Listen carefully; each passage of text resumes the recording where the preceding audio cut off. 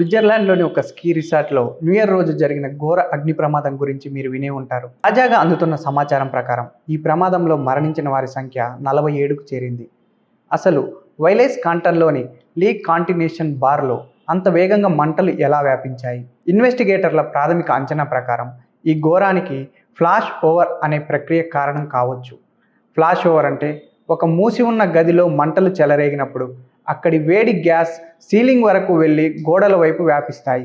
దీనివల్ల గదిలోని ఉష్ణోగ్రత ఒక్కసారిగా విపరీతంగా పెరిగిపోయి గదిలో ఉన్న ప్రతి వస్తువు ఒకేసారి నిప్పంటుకుంటుంది. ఇది చూడడానికి ఒక పెద్ద పేలుడులా అనిపిస్తుంది. ఇంకా బాగా అర్థమయ్యే విధంగా చెప్పాలంటే, ఒక గదిలో చిన్న మంట అంటుకున్నప్పుడు అది కేవలం ఒక వస్తువుకే పరిమితం అవ్వచ్చు. కానీ ఫ్లాష్ ఓవర్ అనేది ఒక ఓవెన్ లాంటిది.